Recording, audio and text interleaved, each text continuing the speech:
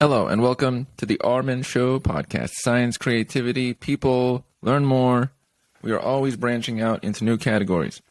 On this episode, we have something different. That's right, founder, you could say, also scientist of sorts. Our guest today, referred by a past guest, by the way, very cool, if you remember Christina with her episode. This is Dr. Mike Liu.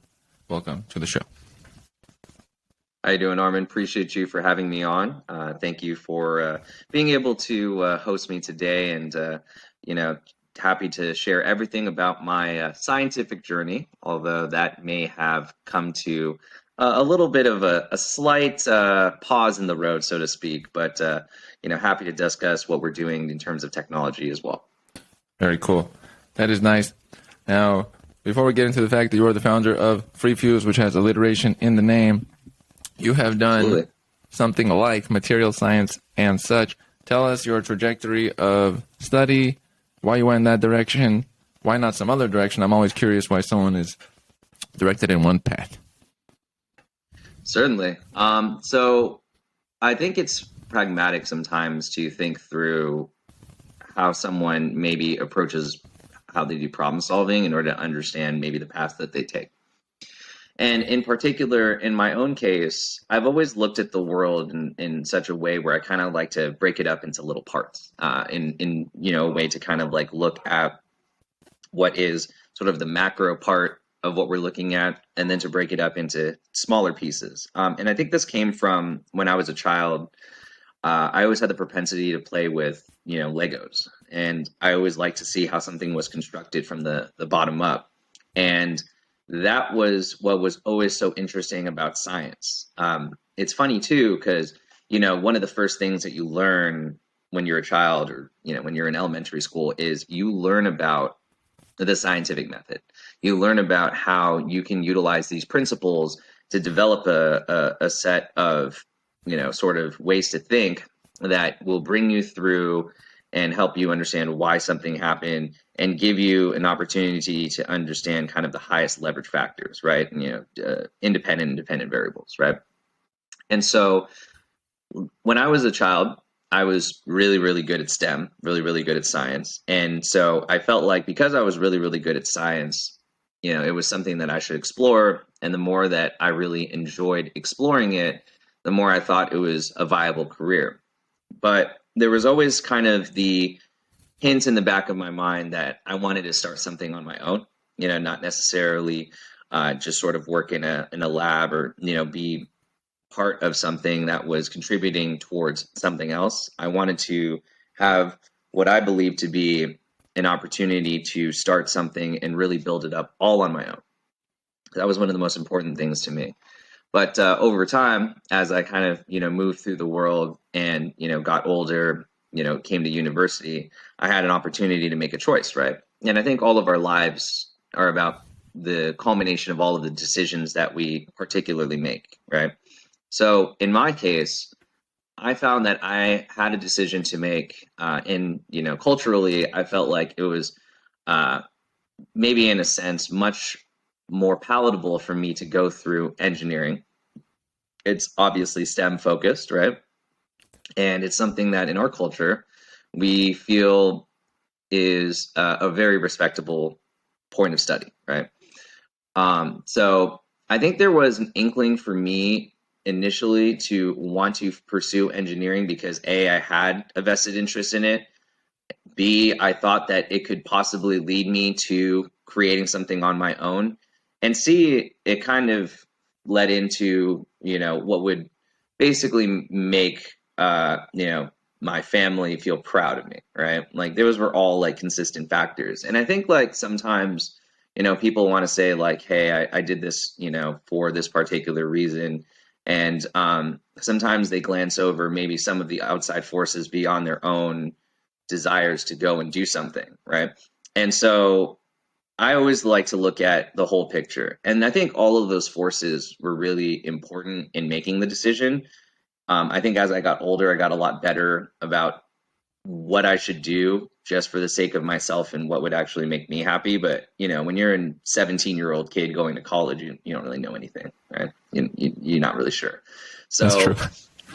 right. So that's where I was at that moment in time.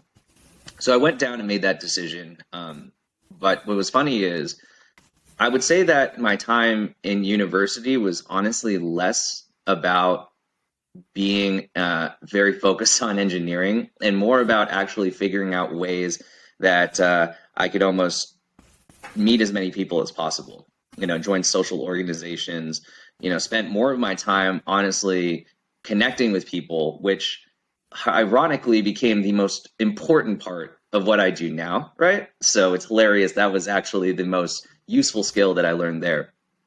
But moving forward, I went and studied STEM, was able to do that and was quite good at it too. Had some really cool projects we worked on a solar cell project, worked on a project for manufacturing, and they were all really cool products. There was like a laser focused product that we worked on. That was kind of like part of an internship, and it was cool. It was a really cool opportunity for me to really see that there was so many fun, interesting projects in the world. And so, after I graduated, went into the working world and just noticed that there was opportunities, but opportunities that I just wasn't completely interested in. And obviously those are entry level opportunities, right? Not every single entry level opportunity is going to be like, wow, like this is amazing, And so moving forward, I thought to myself, I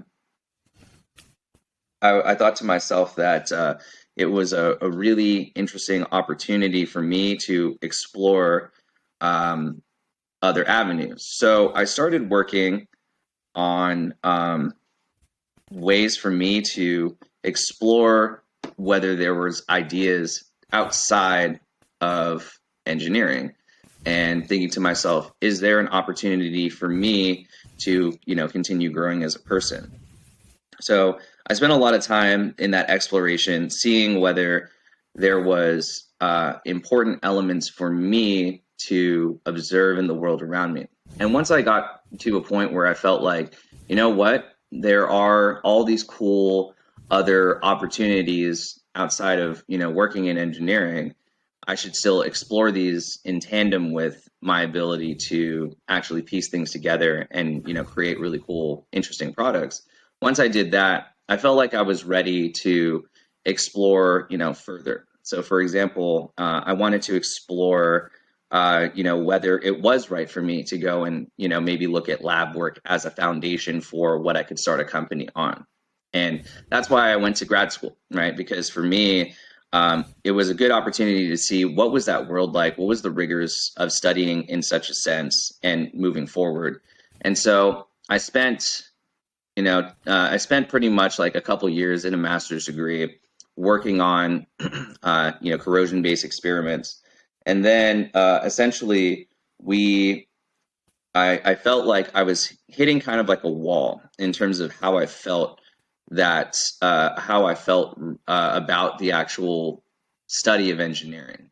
And so once I hit that wall, I felt to myself, well, if this is what is going to be the trajectory for the next 5-10 years of my life, and that's what happens when you get a graduate degree. A lot of your work is probably going to be, kind of experimentally focused, working on projects, kind of working in labs. It just didn't sit well with me for a couple reasons.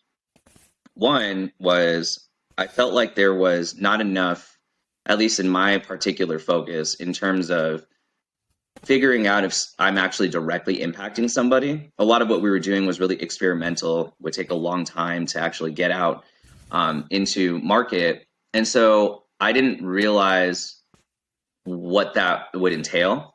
And so as I became more focused on it, I realized how little you actually get to see this, come to life. And for me, I didn't really want to dedicate 5 to 10 years of my life to say, okay, maybe this will bear an impact on, other people's lives.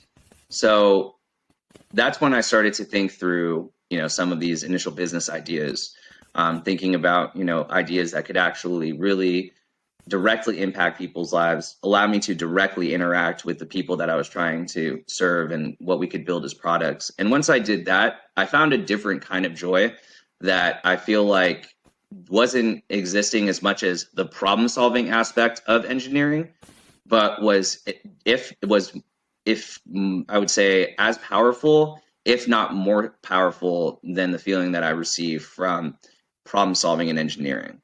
And I would say that that was what really caused the shift from where I was thinking through an engineering mindset and all those problems to moving forward in the sense of building an actual company and a business. A little bit of deconstructionist thinking in that process where you break things down into little pieces. I do some of that as well. It's kind of like reverse engineering, but you're an engineer. So you're both reverse and a forward moving engineer. That's cool. One thing that comes to mind is for business, how have you approached coming up with business ideas? Does it start from scratch? Do you get ideas from the people around you? Where does that process, the brainstorming portion, start from to get some idea? Or is it from scratch? Oh, that's a great question. Now, I think that there's a few flavors, right? Sometimes people will come up with business ideas where they sit there and they're like, I need to come up with a business idea, which I wouldn't recommend. I think that there are two really good ways to do it. The first of which is you can come up with a business idea where it's directly impacting your own life. So it's like you are your own customer in a sense, right? And so if you know yourself really well and you know how you operate and what you're, doing, like let's say, for example, if you came up with a technology for podcasting, you yourself, right? If you came up with a technology for podcasting or other podcasters, you probably would have some very particular problems that you have, right? You have some very particular things that you know really, really well. And you would probably be able to say, you know what, let me make something around this that would fix this, right? So there's a lot of people who make problems for their initial target market, which is really just them, right? They solve their own problem, and therefore so many other people have that problem. And then you kind of have the thought process of like, how really big is this problem? Can the actual set of, features and things like that be adapted to other places? But when you initially first start out, that is a good way to get started. The second way is, of course, and this is something that I remember watching on a webinar one time, which was you shouldn't really look to try and create, business ideas, because a lot of the times you'll kind of just get like a gobbledygook of like a bunch of random stuff. You actually have a better time if you observe the world around you, like any good scientist, right? Any good scientist knows that you want to go and observe the world around you in order to better understand the problems that you would like to solve. And there's, if you look carefully and observe carefully, there are tons of problems, and, people who are basically cobbling together different solutions or, well, maybe even just avoiding the problem altogether. And if you can solve painful problems that people have that you observe in the world around you, then you can usually create something that can be a viable product. Now, you always have to then once again think, how big is this problem? How many people have it? And then you can figure out if it's a really, really good business idea. And I think that what then comes out from that point is, and this is part of something called design thinking, which is you want to utilize a divergent and convergent set of thinking, where if you see tons of problems, you let the ideas diverge, and then you let them converge into a solution that you think will work. So you try to come up as many ideas as possible, figure out, you can kind of just figure out whether, hey, there's all kinds of different ways we can solve this problem, and then you test it out, and then you converge to a solution. And then you can kind of do that same process again to get to the most effective way to solve said problem. It's like expansion and consolidation process where you do a lot, as much as you can. Okay, and now let's narrow it down to what's functional for this solution. That's pretty cool. Exactly. Now, well, two things, but one, prior to FreeFuse, were there any other efforts that come to mind? What happened with those, or what would lead you to FreeFuse if it looks like there's some trajectory? Certainly. I think that sometimes it's good to start something just so that you understand what rigors it takes, right, to actually make something successful. And one of the things that I started originally, this is kind of part of maybe that divergent part of figuring out what was going on with ideas, was, there was a few courses that I was interested in understanding. Okay, so how do I get to this point of like, financial freedom, like actually having something that could create residual income for me? And I wanted to do something simple and small. I wasn't even really exploring tech at the time. Where so I was just kind of exploring like processes that could get me to a certain place, right? So what I did was I started exploring basically a few ideas as it pertained to getting Airbnb properties, and then essentially from there allowing them to be rented out and having that be residual income, right?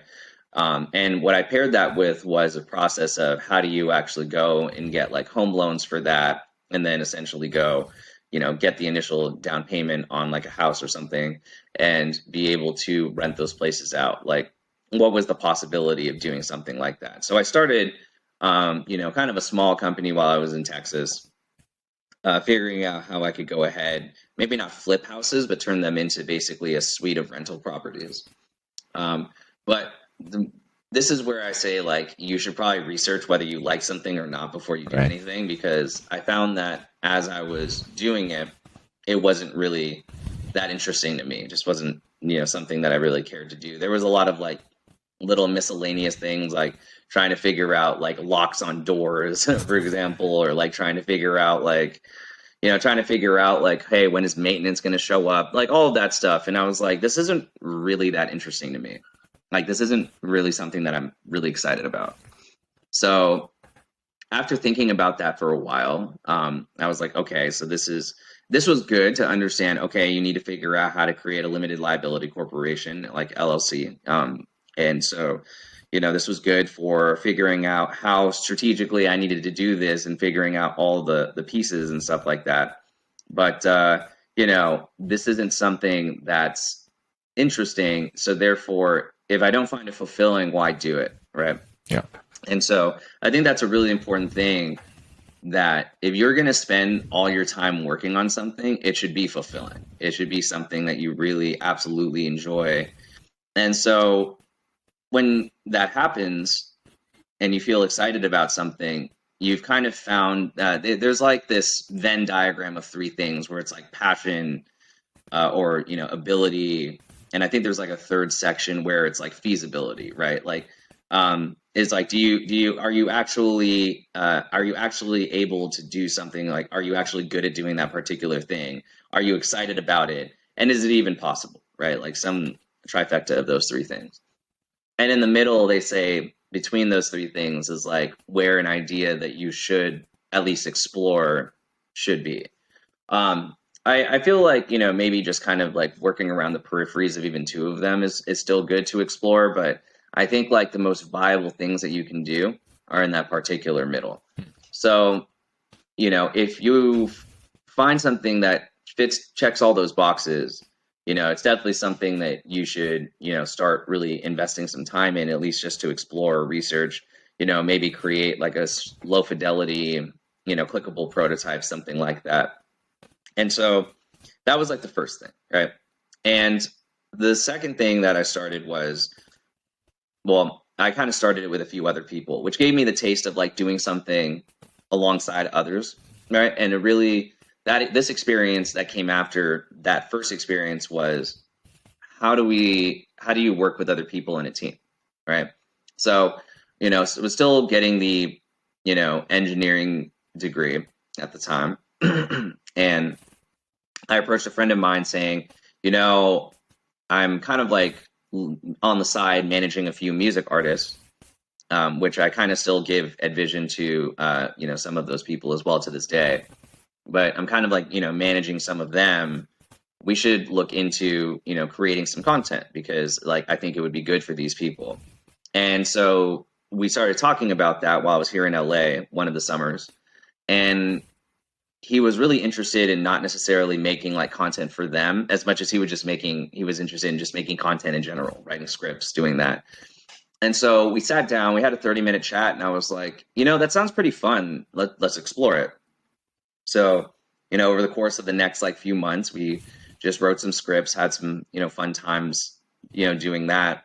And what's funny is we like actually came up with the name for our current company now during that time. Oh. So we actually had originally called it, FreeFuse, basically, because it was like an amalgam of different like creative people and all their styles coming together. All right. Now it's kind of like taken on a new life and meaning of its own for this current company, but that was the original thought process. So as we were talking, I was like, okay, cool.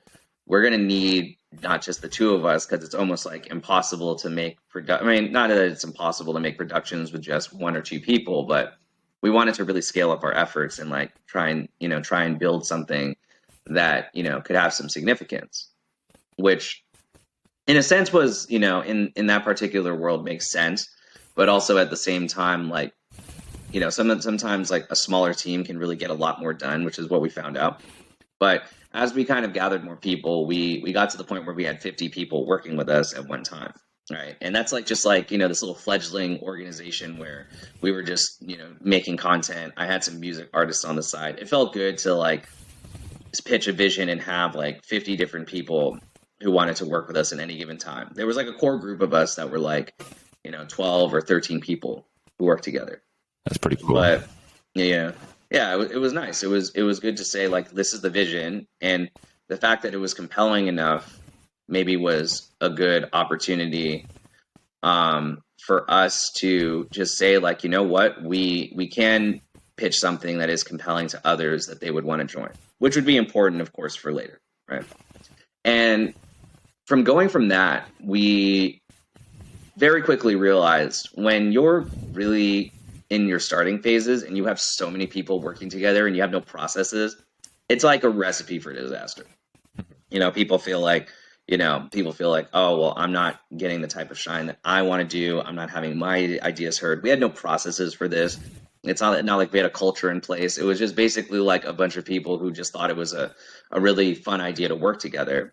And, it was fun, like, but the problem was I also left back for Texas like a month later. And I was really kind of like a driving organizational force in terms of getting these things done, keeping people accountable. But once I was gone and, back over, in another state, it was a lot harder for me to manage that, right? We weren't in a completely virtual sense or world at that time. So because of that, we kind of, it's things like we're good in the first few months, but then, slowly started to peter out in months 3 and 4, right? And we were just kind of like, okay, this obviously isn't working. Let's just wrap this whole thing up and kind of move on with our lives. So with one of the people that I worked with, who eventually became one of the co-founders of our current company, he was saying he essentially, was still interested in working together. And so the two of us, got together, and I kind of pitched him on the idea that, look, there's this film called Black Mirror Bandersnatch. It's really, really popular.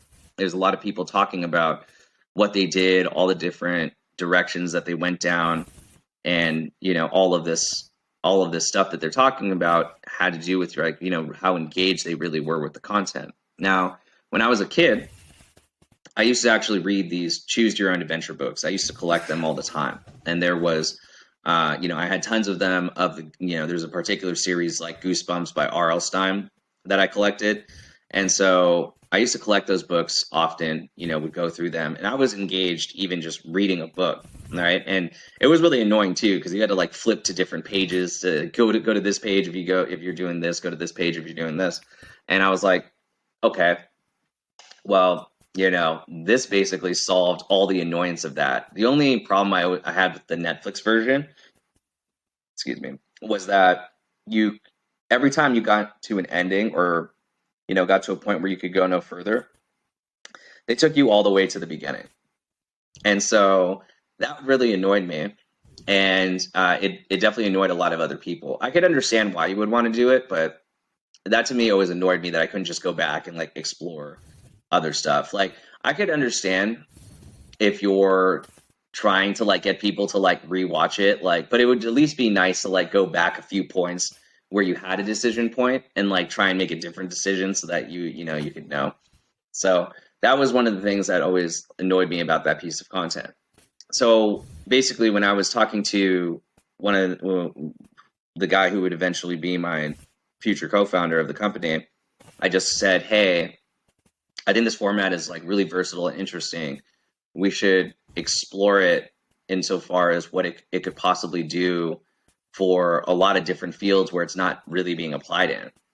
And we spent a lot of time like thinking about it. I remember I took a bus ride up to like SF. It's like an 8-hour bus ride, and I sat there for 8 hours and like thought about like what this could possibly be.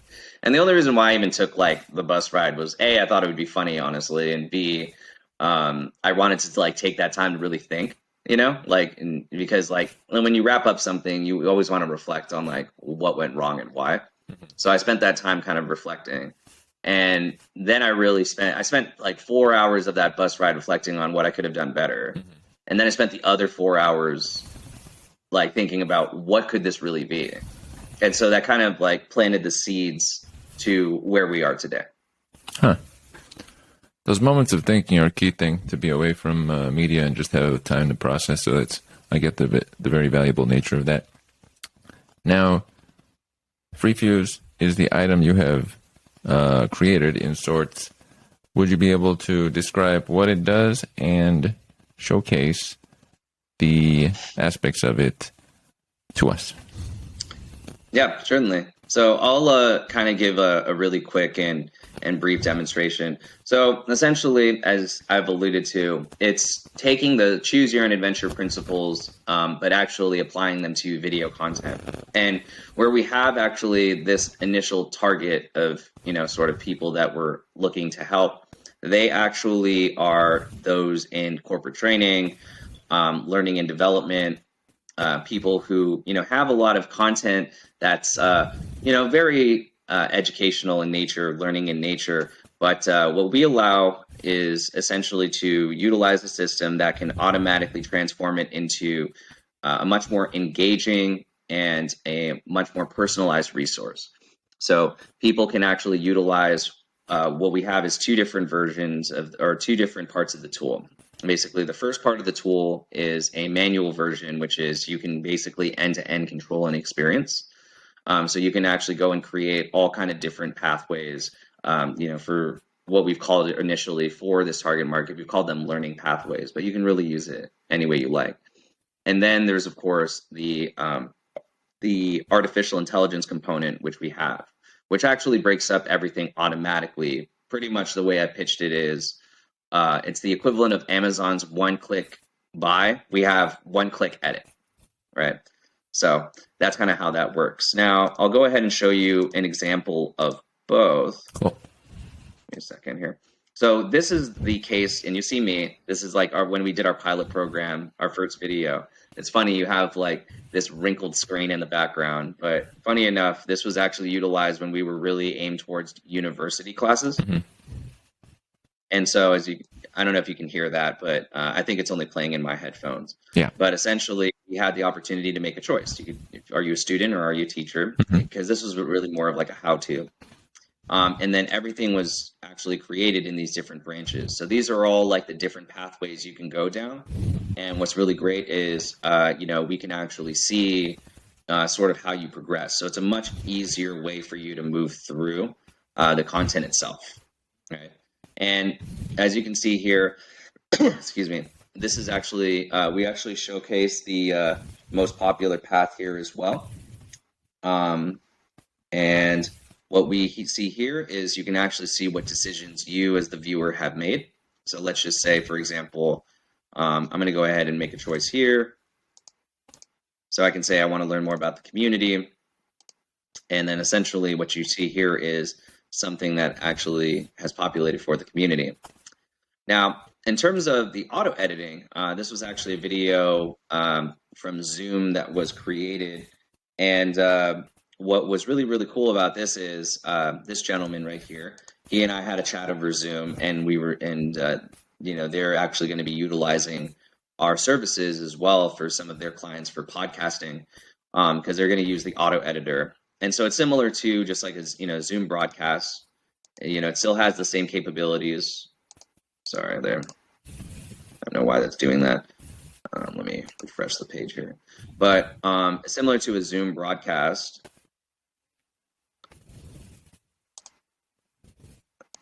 A second here. Actually, still will have the choices come up, right? And then I can go ahead and make a choice. And so it's similarly follows that same trajectory. And now, so for this piece of content, this was a 40-minute Zoom piece of content.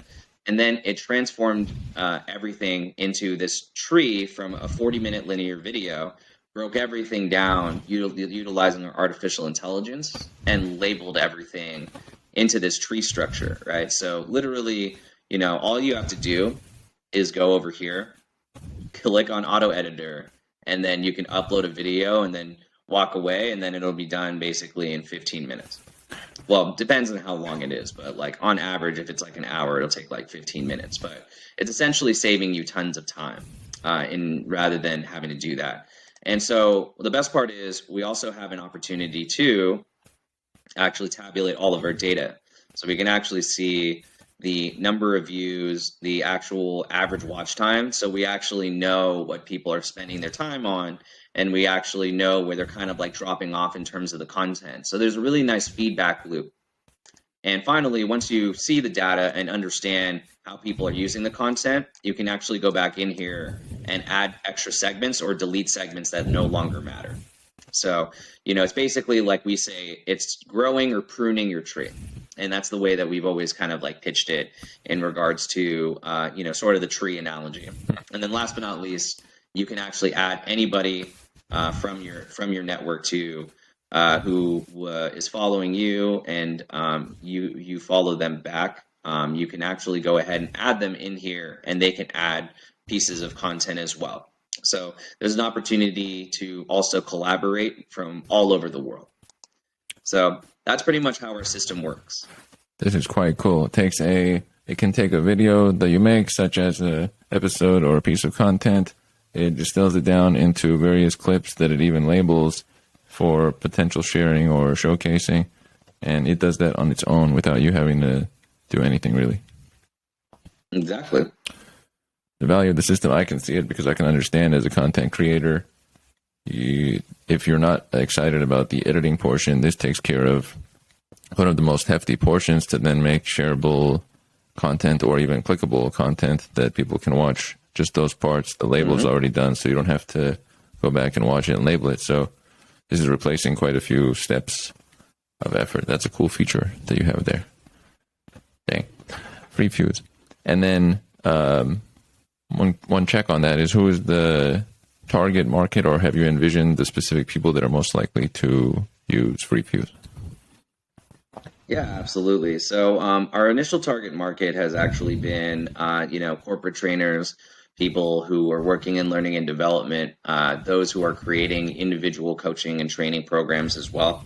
So those are kind of some of our initial target market right now, and it's done really, really well.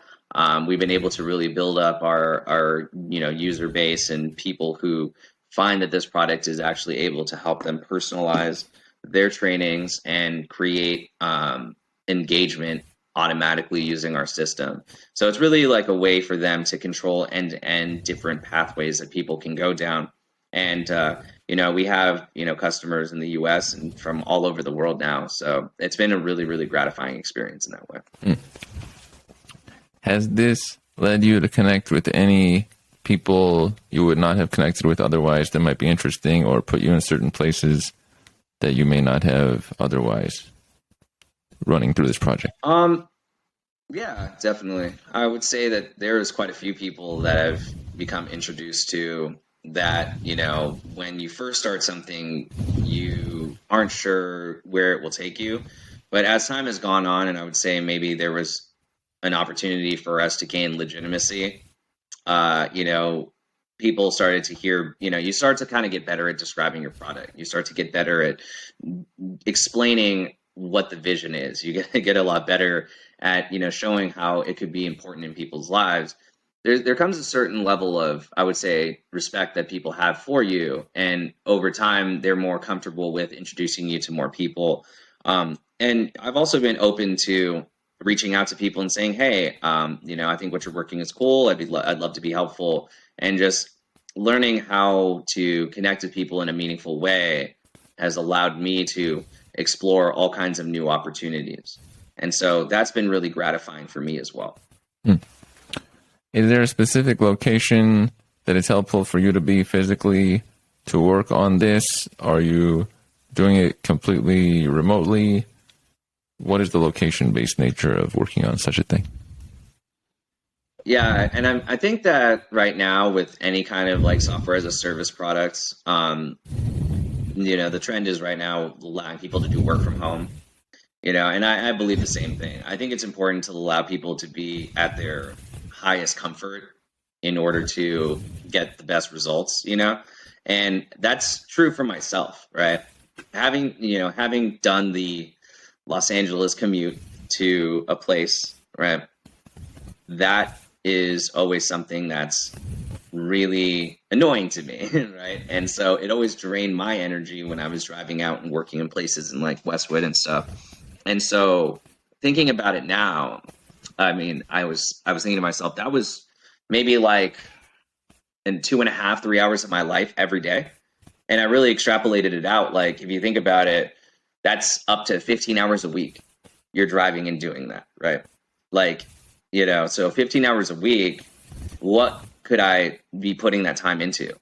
And then I thought about it and I was like, well, if I'm not having to drive anywhere, I could probably, do X amount more calls. I could probably do something where I actually maybe have an hour to myself to, as like nice fulfillment time, whether it's like meditation or something like that, and the longer I thought about it, I was like, okay, this is a no-brainer. Like, work from home is how we'll operate as well. And it's funny, I was actually doing the work from home stuff before even COVID.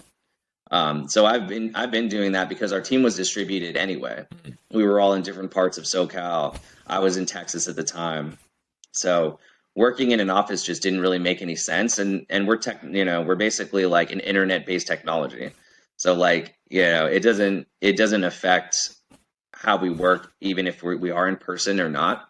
But in order to kind of offset not seeing each other in person, I try to do my best to, bring in, as many, to do like strategic, syncs as possible, like weekly syncs, to make sure everybody can see each other, be on the same page, just to build that trust component.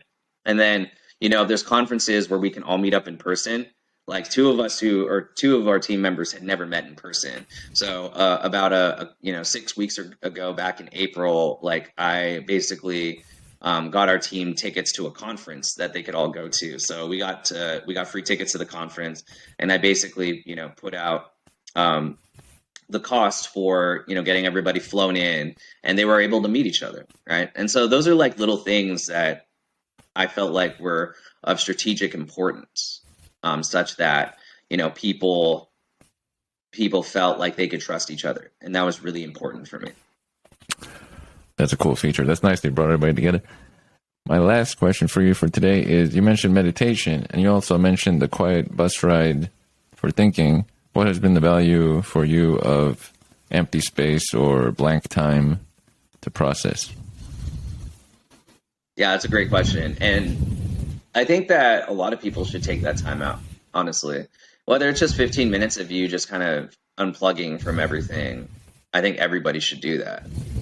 And what you should do is find a time where, you can just go ahead and go to a place where you can take a moment to take a deep breath from everything going on around you and just relax, right? When you do that, it becomes a lot simpler for you to look at the world, I feel like, or look at your problems in a sort of different way. But more importantly, I feel like it helps you sort of get in touch with yourself a lot better. What are some of the things that are really top of mind? And if you can kind of like quiet yourself down I've found that when you take that moment to not just reflect, but maybe even meditate on a thought process or an idea, and just sort of, maybe not think very hard about it, but like just allow yourself to kind of unplug from everything. I feel like I get a lot more creative. I feel like I actually am able to think through problems in a different way after I do that. And so that's what I really enjoy exploring through that experience is sometimes I'll kind of just sort of decompress and think to myself, okay, so what are some of the things that I should be considering here? And I'll sort of like take a moment, then quiet everything down. And I don't just sit there and think, but I'll just like let everything be silent. And then once I have like about maybe 10 or 15 minutes, then I'll go and start thinking about it. And just taking that time to find that quiet moment can really lead to some really interesting creative avenues. So that's kind of what I've been exploring as well. I like that message right there. It can branch out to things that you wouldn't have seen otherwise, even though it was empty space. Dr. Mike Liu, I would like to thank you for joining on this episode, sharing a bit about your past, giving us a bit of messages, and showcasing FreeFuse, your app with an actual visual for us to take in, and how it can distill Absolutely. a video to pieces and even label and other elements to it. Glad to have you on this one. All right. Well, appreciate you, Armin. Thank you so much for having me on the show as well. And looking forward to seeing the episode come out. You know it. And we are out.